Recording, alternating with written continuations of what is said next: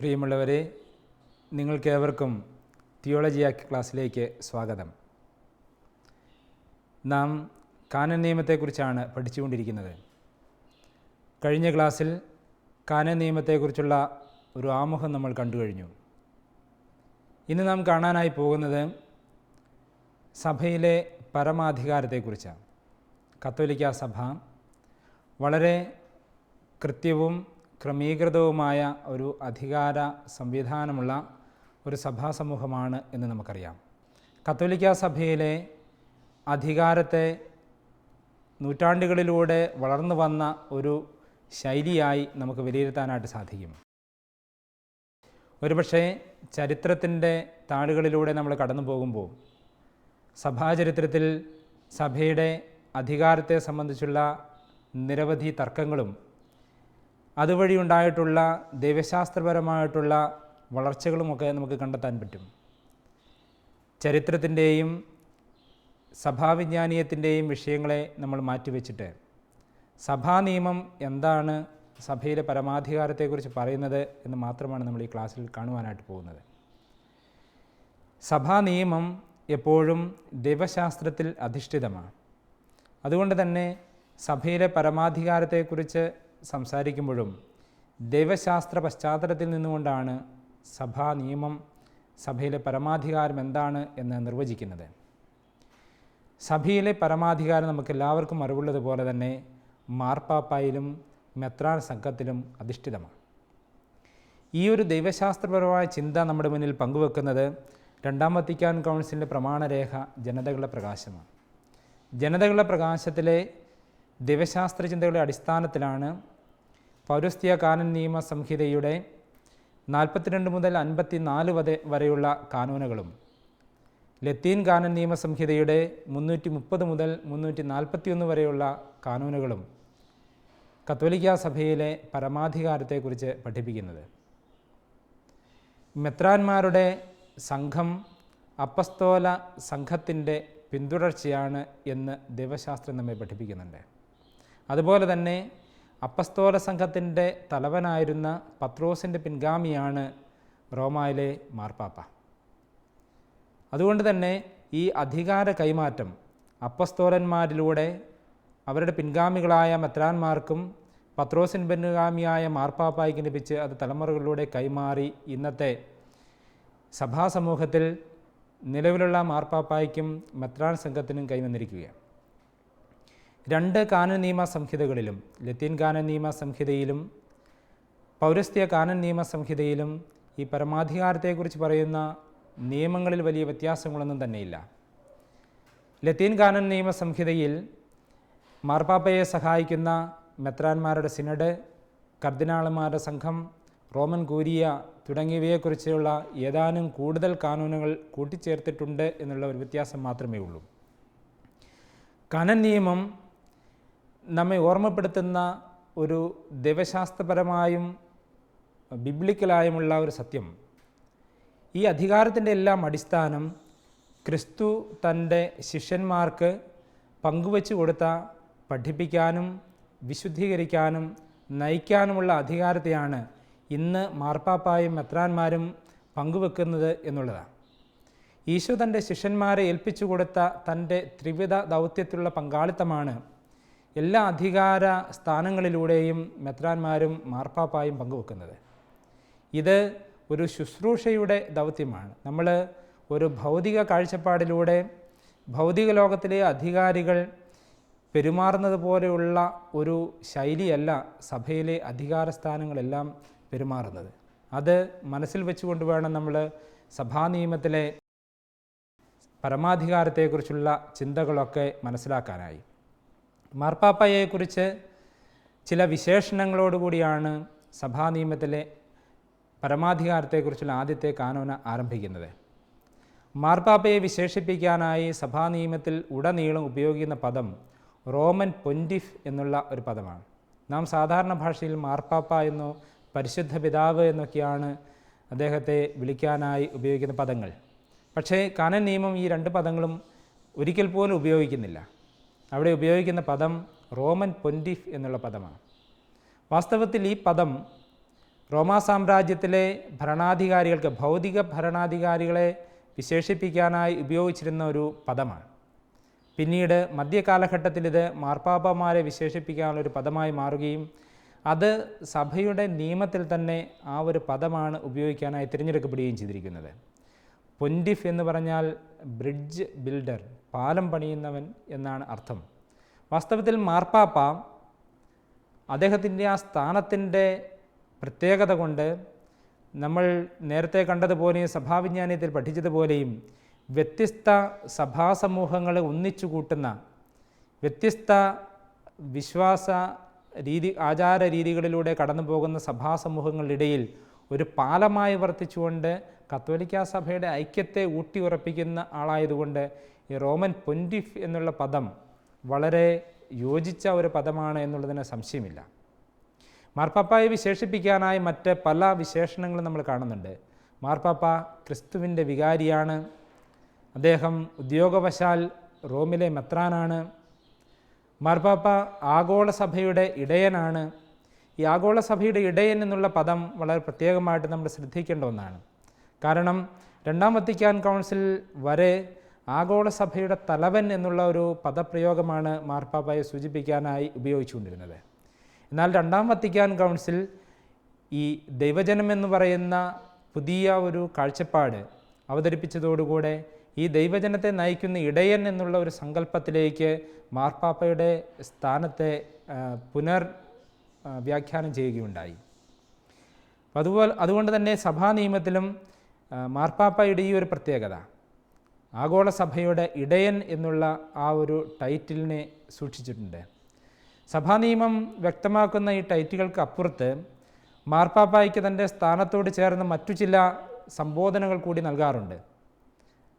പ്രൈമറ്റ് of the Italian church, അതുപോലെ patriarch of Latin church, റോമിലെ മെത്രാൻ, റോമ പ്രോവിൻസിൻ്റെ മെത്രാപ്പൊലീത്ത തുടങ്ങിയ വിശേഷണങ്ങളൊക്കെ മാർപ്പാപ്പ അദ്ദേഹത്തിൻ്റെ ഈ ആഗോള സഭയുടെ ഇടയൻ എന്നുള്ളതിനോട് ചേർന്ന് തന്നെ നിർവഹിക്കേണ്ട മറ്റു ചില ദൗത്യങ്ങളെ കൂടി ഓർമ്മപ്പെടുത്തുന്നവയാണ്. മാർപ്പാപ്പയുടെ ഈ വിശേഷണങ്ങൾ അദ്ദേഹത്തെ ഒരു ആത്മീയ ഭരണാധികാരി എന്നുള്ള നിലയിൽ മുന്നിൽ കണ്ടുകൊണ്ടുള്ള വിശേഷണങ്ങളാണ്. അതോടൊപ്പം തന്നെ ഒരു ഭൗതികമായ അധികാരം കൂടി മാർപ്പാപ്പായിൽ കേന്ദ്രീകൃതമായിട്ടുണ്ട്. അത് വത്തിക്കാൻ രാജ്യത്തിൻ്റെ ഭരണത്തലവൻ എന്നുള്ള ഔദ്യോഗികമായ ഒരു ഉത്തരവാദിത്വം കൂടിയാണ്. ഒരു ഭരണത്തലവൻ, ഒരു ഭൗതിക ഭരണത്തലവൻ എന്നുള്ള നിലയിൽ അദ്ദേഹം മറ്റ് രാജ്യങ്ങളോട് ബന്ധപ്പെടാനും മറ്റ് രാജ്യങ്ങളുമായിട്ടുള്ള ബന്ധങ്ങൾ ക്രമീകരിക്കാനും ഒക്കെ ഉത്തരവാദിത്തപ്പെട്ട ആളാണ്, ആ കടമ നിർവഹിക്കുന്നയാളുമാണ്. ഈ മാർപ്പാപ്പയുടെ അധികാരത്തിൻ്റെ ചില പ്രത്യേകതകൾ കൂടി നാം കാണാറുണ്ട്.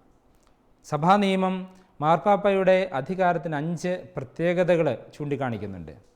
ഒന്നാമത്തേത്, മാർപ്പാപ്പയുടെ അധികാരം പരമോന്നതമായ അധികാരമാണ്. പരമോന്നതമായ അധികാരം എന്ന് പറഞ്ഞാൽ മാർപ്പാപ്പയുടെ അധികാരത്തിന് മുകളിൽ മറ്റൊരു അധികാരം, മറ്റൊരു ഭൗതിക അധികാരം സഭയിലില്ല. ദൈവം മാത്രമേ മാർപ്പാപ്പയുടെ മുകളിൽ ഒരു അധികാര സ്ഥാനിയായിട്ടുള്ളൂ. രണ്ടാമത്തെ പ്രത്യേകത, മാർപ്പാപ്പയുടെ അധികാരം ഔദ്യോഗികമാണ്. എന്ന് പറഞ്ഞാൽ ഉദ്യോഗവശാലുള്ള മാർപ്പാപ്പ എന്ന സ്ഥാനത്തിന് ചേർന്ന അധികാരങ്ങളാണ് അദ്ദേഹത്തിനുള്ളത്. മൂന്നാമത്തെ പ്രത്യേകത, പൂർണ്ണമായ അധികാരം. പൂർണ്ണമായ അധികാരം എന്ന് പറഞ്ഞാൽ സഭയിലുള്ള ഏതൊക്കെ അധികാര സാധ്യതകളുണ്ടോ അതെല്ലാം മാർപ്പാപ്പായ്ക്ക് ഉണ്ട്. മാർപ്പാപ്പായ്ക്കില്ലാത്തതും മെത്രാന്മാർക്കോ വൈദികർക്കോ സഭയിലെ മറ്റാർക്കെങ്കിലും മാത്രമുള്ളതുമായ ഒരു അധികാരമില്ല. എല്ലാ അധികാരവും മാർപ്പാപ്പായ്ക്കുണ്ട്. ആ അധികാരങ്ങളെല്ലാം മാർപ്പാപ്പ മറ്റുള്ളവരുമായിട്ട് പങ്കുവെക്കുന്നുണ്ട്.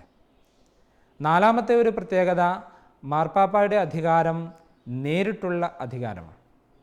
നേരിട്ടുള്ള അധികാരം എന്ന് പറഞ്ഞാൽ ഏതൊരു വ്യക്തിയിലും ഏതൊരു സ്ഥാപനത്തിലും ഏതൊരു ഇടവകയിലും ഏതൊരു രൂപതയിലും നേരിട്ട് ഇടപെടാൻ മാർപ്പാപ്പായ്ക്ക് സാധിക്കും.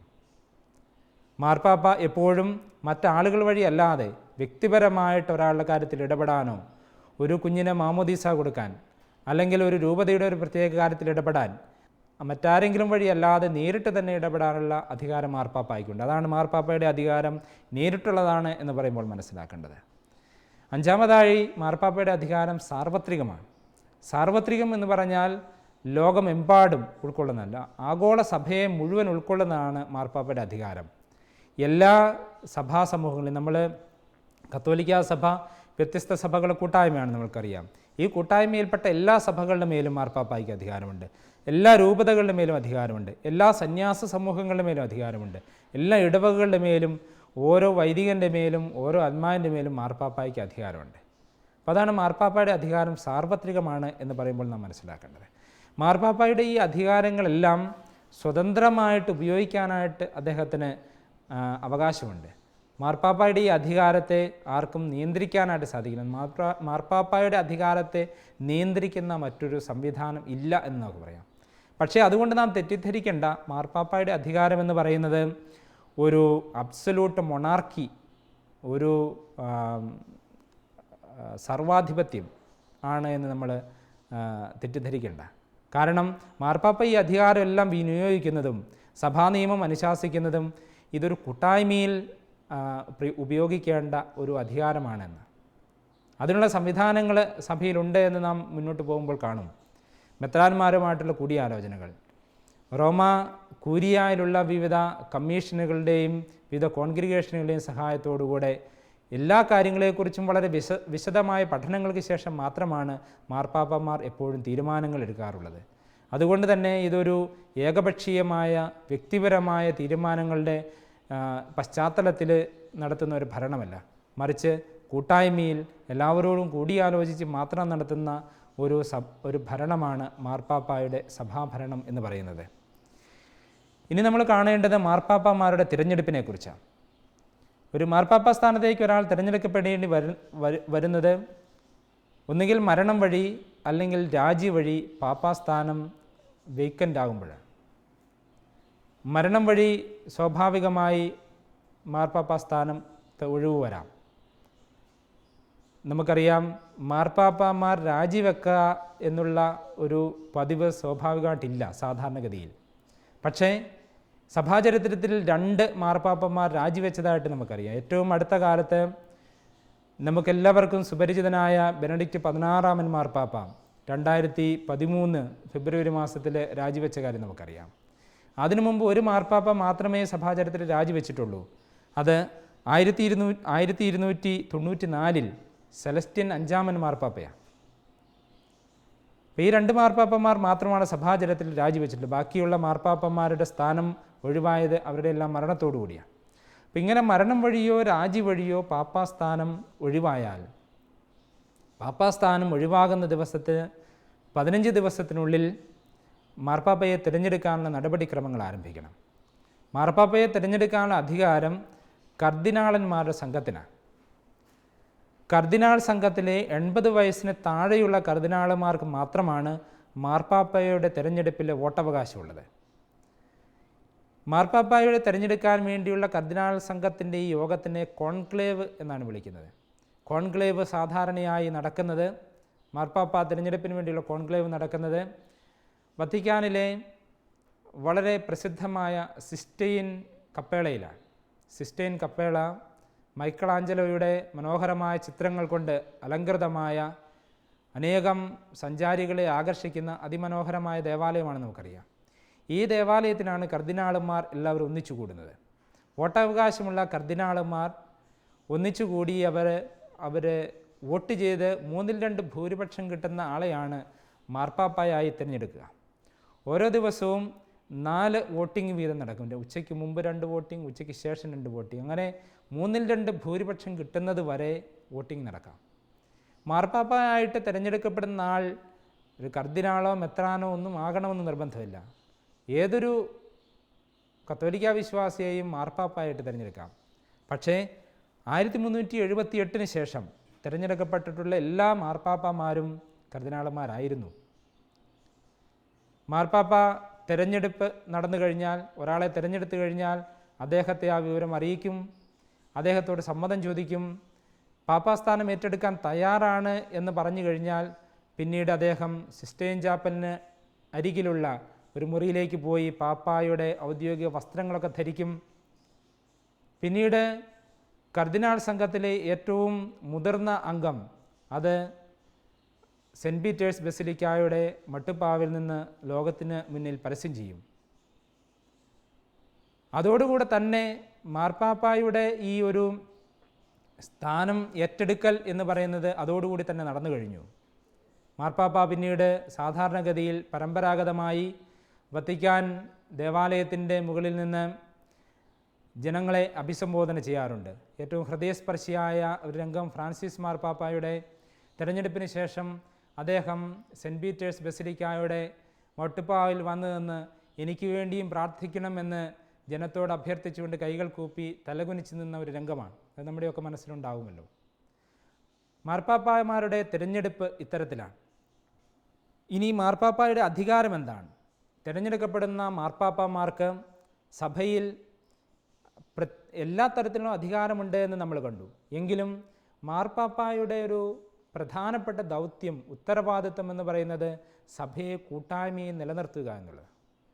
വ്യത്യസ്ത സഭാസമൂഹങ്ങളെ, വ്യത്യസ്ത രൂപതകളെ, അനേകം മെത്രാന്മാരെ, വൈദികരെ, സന്യാസ സമൂഹങ്ങളെ ഒക്കെ ഒരു ചരടിൽ കോർത്തിണക്കി കത്തോലിക്കാ സഭയാകുന്ന ഏക മാതാവിൻ്റെ മടിയിൽ കാത്തുസൂക്ഷിക്കുക എന്നുള്ള വലിയ ഉത്തരവാദിത്വമാണ് മാർപ്പാപ്പായിൽ നിക്ഷിപ്തമായിരിക്കുന്നത്.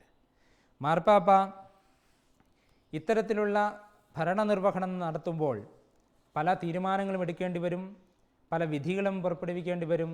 മാർപ്പാപ്പ ഇത്തരത്തിലെടുക്കുന്ന തീരുമാനങ്ങൾക്കോ മാർപ്പാപ്പായുടെ വിധിക്കോ എതിരായി ഒരു അപ്പീലില്ല. സഭാ നിയമം പ്രത്യേകമായി നിഷ്കർഷിക്കുന്ന ഒന്നാണ്. അത് ഒരു സാധാരണ ലോജിക്കിലൂടെ ചിന്തിച്ചാൽ തന്നെ നമുക്ക് മനസ്സിലാകുന്നൊരു കാര്യമാണ്. കാരണം മാർപ്പാപ്പായ്ക്ക് മുകളിൽ മറ്റൊരു അധികാര സ്ഥാനമില്ലാത്തതുകൊണ്ട് മാർപ്പാപ്പായുടെ തീരുമാനത്തിനെതിരെ ഒരു അപ്പീൽ കൊടുക്കാനായിട്ടുള്ള സാധ്യതകൾ ഇല്ല. ഇനി മാർപ്പാപ്പ ഈ ഭരണനിർവഹണം, ആഗോള സഭയുടെ ഭരണം നിർവഹിക്കുന്നത് ഒറ്റയ്ക്ക് ഒരു വ്യക്തിയല്ല. അദ്ദേഹത്തെ ഈ ഭരണനിർവഹണത്തിൽ സഹായിക്കുന്ന നിരവധി ഘടകങ്ങളുണ്ട്.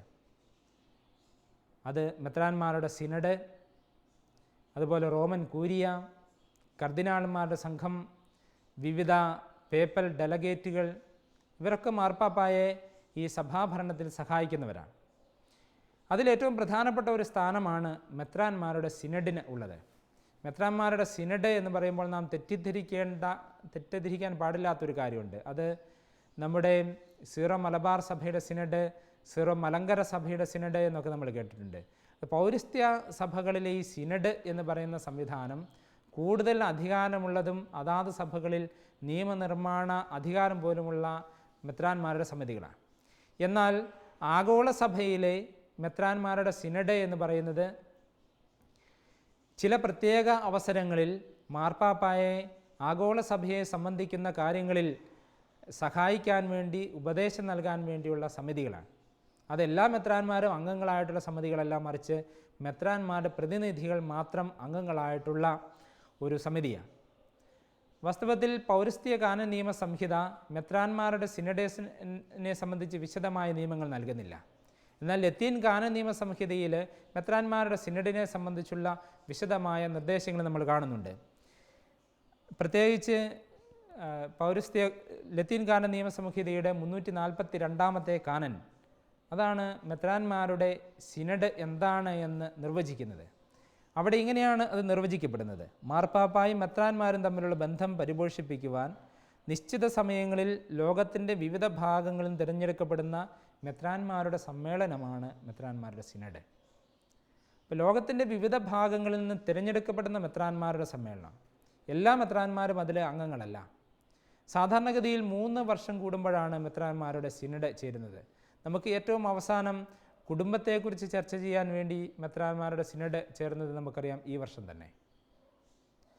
മെത്രാന്മാരുടെ സിനഡ് കാലാകാലങ്ങളിൽ സഭയെ ഏറ്റവും അധികം ബാധിക്കുന്ന സുപ്രധാനമായ വിഷയങ്ങളാണ് എപ്പോഴും ചർച്ചയ്ക്ക് വിധേയമാക്കുന്നത്.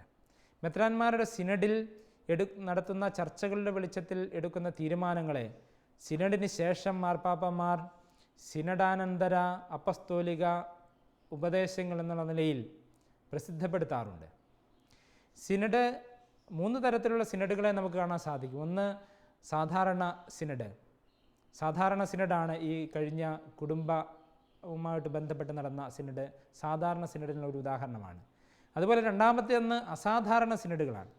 അസാധാരണ സിനഡുകൾ മാർപ്പാപ്പമാർ വിളിച്ചു കൂട്ടുന്നത് ചില പ്രത്യേക വിഷയങ്ങൾ സഭയിലെ വളരെ അടിയന്തര പ്രാധാന്യത്തോടുകൂടെ ചർച്ച ചെയ്യപ്പെടേണ്ട ചില വിഷയങ്ങൾ ഉണ്ടാകുമ്പോൾ അവയെക്കുറിച്ച് ചർച്ച ചെയ്യാനായിട്ടും മാർപ്പാപ്പായ്ക്ക് തന്നെ അതിനെക്കുറിച്ച് കൂടുതൽ ഉൾക്കാഴ്ചകൾ ലഭിക്കത്തക്ക വിധത്തിലുള്ള ഉപദേശങ്ങൾ ലഭിക്കാനുമൊക്കെ ആയിട്ട് വിളിച്ചു കൂട്ടുന്നതാണ്.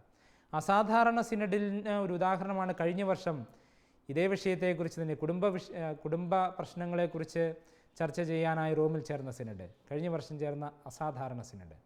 മൂന്നാമതായി ഒരു സിനഡ് ഉള്ളത് പ്രത്യേക സിനഡാണ്. പ്രത്യേക സിനഡ് ഏതെങ്കിലും ഒരു പ്രത്യേക ഭൂപ്രദേശത്തിന് വേണ്ടി ചേരുന്ന സിനഡുകളാണ്. ജോൺ പോൾ രണ്ടാമൻ മാർപ്പാപ്പയുടെ കാലത്ത് ഇത്തരത്തിലുള്ള പ്രത്യേക സിനഡുകൾ കുറേ അധികം എണ്ണം കൂടുകയുണ്ടായി.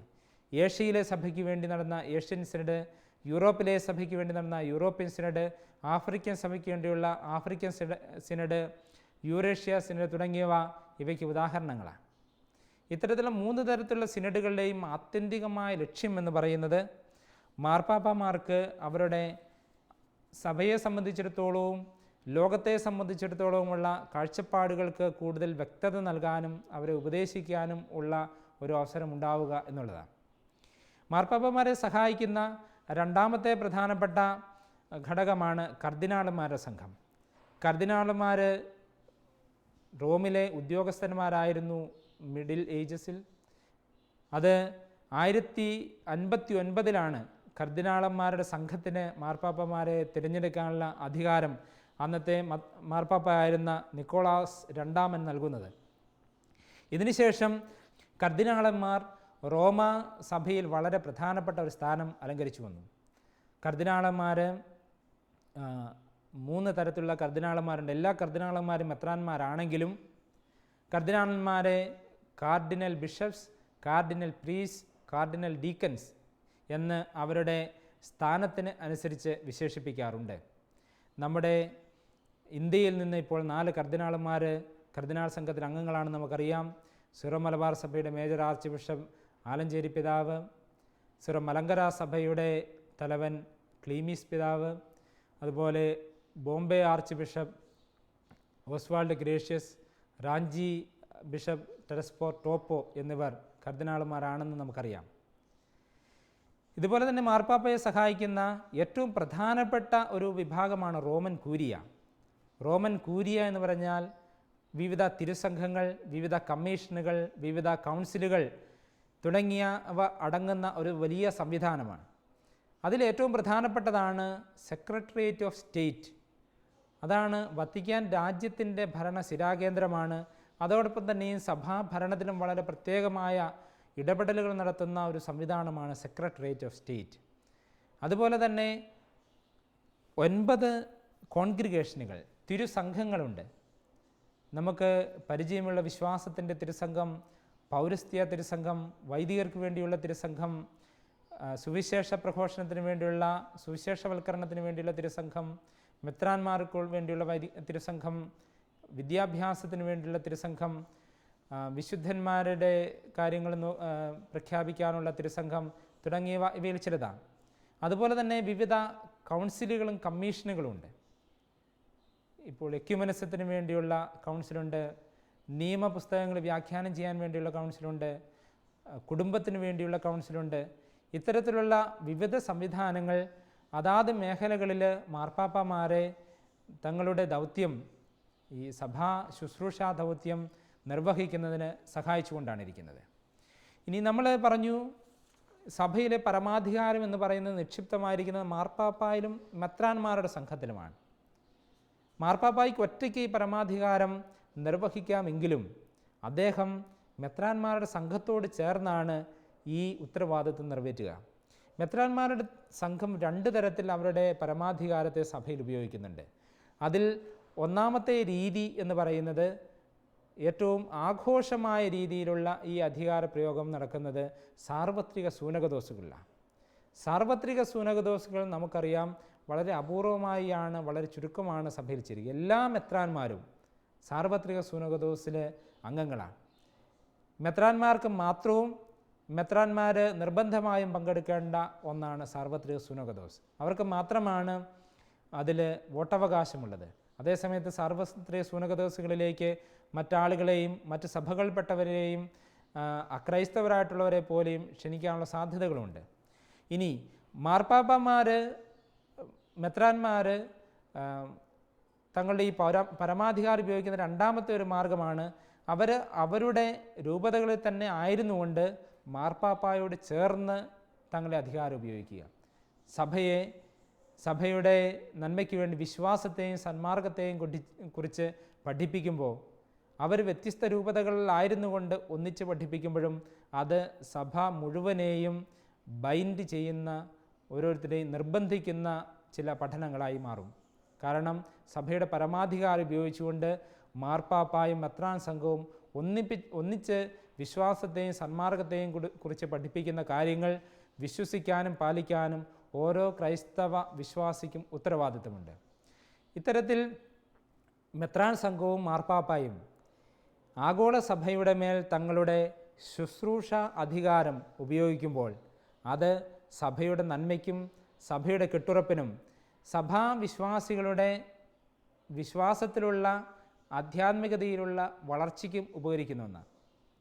വാസ്തവത്തിൽ ഈ നിയമങ്ങളെല്ലാം അതിൻ്റെ അടിസ്ഥാന ലക്ഷ്യമെന്ന് പറയുന്നത് സകല വിശ്വാസികളെയും ദൈവത്തിലേക്ക് നയിക്കുക, അതിന് അനുകൂലമായൊരു സാഹചര്യം ഈ ഭൂമിയിൽ സൃഷ്ടിക്കുക എന്നുള്ളതാണ്. തീർച്ചയായിട്ടും സഭയിലെ പരമാധികാരം അതിന് ഉപയുക്തമായ രീതിയിൽ ഈ കഴിഞ്ഞ നൂറ്റാണ്ടുകളിലൂടെ പരിശുദ്ധാത്മാവിൻ്റെ സഹായത്താൽ മുന്നോട്ട് നയിക്കാൻ മാർപ്പാപ്പമാർക്കും മെത്രാന്മാർക്കും സാധിക്കുന്നുണ്ട്. നമുക്ക് അവരുടെ കരങ്ങളെ ശക്തിപ്പെടുത്തണമേ എന്ന് ദൈവത്തോട് പ്രാർത്ഥിക്കാം. നിങ്ങൾക്കെല്ലാവർക്കും നന്ദി. കോഴ്സുകളെക്കുറിച്ചുള്ള വിശദ വിവരങ്ങൾക്ക് the director, alpha institute of theology and science, Sandeshabhavan, post box number 70, Thalassery 670101. Telephone 0490 2344 2343 email alfits@gmail.com. Website www.alphathalassery.com. ഈ പ്രോഗ്രാമിനെ കുറിച്ചുള്ള അഭിപ്രായങ്ങളും നിർദ്ദേശങ്ങളും ഞങ്ങളെ അറിയിക്കുക. വിലാസം: the producer, Theologia, Shalom television, Peruvannamuzhi PO, Kozhikode 673-528. Phone 0496 266 4600.